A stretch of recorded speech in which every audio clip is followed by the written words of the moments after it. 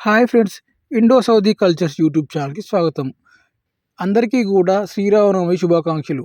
ఈరోజు మనం తెలంగాణ రాష్ట్రంలోని హన్మకొండ జిల్లా భీమదేవరిపాలెం మండలం కొప్పూరు గ్రామంలోని హనుమంతపురిలో గల పంచముఖ ఆంజనేయ స్వామి ఆలయంలో అయితే సీతారాముల కళ్యాణం వేడుకలు అయితే చూడబోతున్నాము.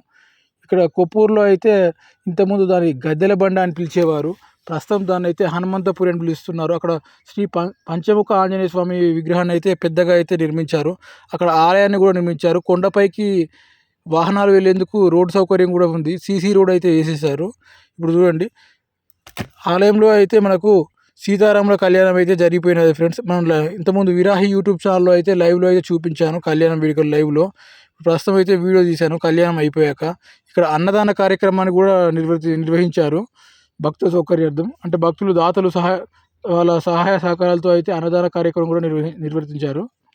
చూస్తున్నారు కదా మరొకసారి పంచముఖ ఆంజనేయ స్వామి ఆలయం. ఇక కొండపైన విగ్రహాన్ని అయితే చాలా పెద్దగా అయితే నిర్మించారు.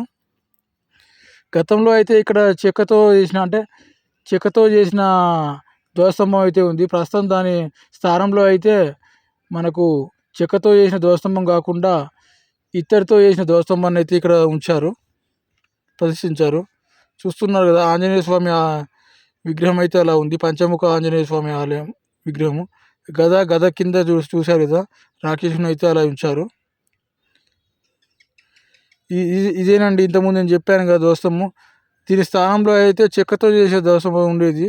అంటే ఆలయం స్టార్టింగ్లో ప్రారంభంలో. ప్రస్తుతం అయితే ఇప్పుడు ఇత్తడితో అయితే చేశారు. దీని అయితే ప్రదర్శించారు. ఇక్కడ ధ్వజస్తంభం ముందే అయితే టెంకాయలు కొట్టేందుకు అయితే ఉంచారు. ఆలయం లోపల అయితే టెంకాయలు కొట్టేందుకు అనుమతి అయితే లేదు. గర్భగుడిలో అయితే ఎవరు కూడా కొట్టనివ్వరు. ఆలయాన్ని అయితే చాలా బాగా డిజైన్ చేశారు. అంటే కొండపైన ఇలా కట్టడం అంటే చాలా గ్రేటు. గ్రామ ప్రజల సహాయ సహకారాలతో అయితే ఇక్కడ ఆలయాన్ని అయితే నిర్మించారు. ఇక్కడ హనుమంతుని పాదాలు అయితే ఉంటాయి. అంటే రియల్గా ఉన్న పాదాలు అయితే ఉండేవి కొండపైన. ఆ ప్లేస్లోనే మనకు ఆలయాన్ని అయితే నిర్మించారు. చూస్తున్నారు కదా, ఆలయం లోపల అయితే ఒక శివలింగం కూడా ఉంటుంది. శివలింగానికి ఎదురుగా అయితే వాటర్ ఉంటాయి. అంటే చిన్న కోనేరు ఆకారంలో అయితే ఉన్నది. అందులో వాటర్ అయితే ఉంటాయి. ఎదురుగా నందీశ్వరుడు విగ్రహం కూడా ఉంది చూడండి. అద్దంలో నుంచి అయితే మనకు దర్శనం చేసుకుంటారు కొందరు. అద్దంలో నుంచి ప్రతిబింబాన్ని చూస్తే మంచి జరుగుతుందని అయితే చేస్తారు. చూసారు కదా, శివలింగం ముందే ఒక నంది ఉంది. నంది ముందు ఇక్కడ చిన్న కోనేరు లాగా ఉంది. అందులో తాబేలు ఉంది, చిన్న కోనేరు అది. చూస్తున్నారు కదా, గర్భగుడి అయితే క్లోజ్ చేశారు. భక్తులు ఎక్కువగా ఉండడం వల్ల వారికి ఆటంకం కలుగుతుందని. అంటే అందరూ భక్తులు ఒకేసారి రావడం ద్వారా కొంచెం ఇబ్బంది కలుగుతుంది కదా, అందుకే గర్భగుడికి అయితే తాళాలు అయితే వేశారు. చూస్తున్నారు కదా, ఎవరు కూడా వెళ్ళేందుకు అవకాశం లేదు, తాళాలు అయితే వేశారు. సీతారాముల కళ్యాణం జరుగుతున్న సందర్భంలో అయితే ఆలయానికి కూడా తాళాలు వేశారండి. కళ్యాణం ముగిసాకే భక్తులు దర్శనం చేసుకుంటారని మనకి ఆలయాన్ని కూడా ఓపెన్ చేశారు. కానీ గర్భగుడికి అయితే తాళాలు వేశారు. చూస్తున్నారు కదా, స్వామివారి ప్రతిమ అయితే అలా ఉంటుంది. ఈరోజు శ్రీరామనవమి సందర్భంగా సీతారాముల కళ్యాణం జరుగుతుంది. అందువల్ల భక్తులు అయితే ఎక్కువ సంఖ్యలో వచ్చారు. నార్మల్ డేస్లో అయితే ఇలాంటి రష్ అయితే ఉండదు. ఆలయంలో చాలా ఈజీగా అయితే దర్శనం అవుతుంది మనం వెళ్ళినప్పుడు.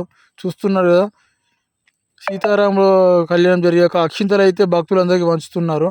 ఆ అక్షింతల్ని భక్తులు తమ ఇళ్ళలోకి తీసుకొని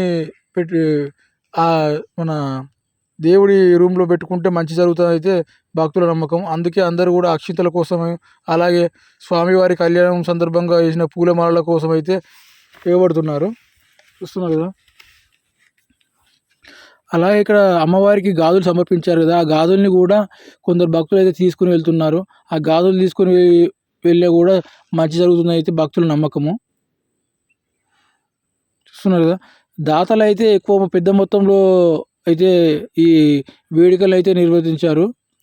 అంటే దాతల సహకారంతోనైతే మనకు ఎక్కువ మొత్తంలో అయితే ఈ ఫెస్టివల్ అయితే జరిగినది, శ్రీరామనవమి ఫెస్టివల్.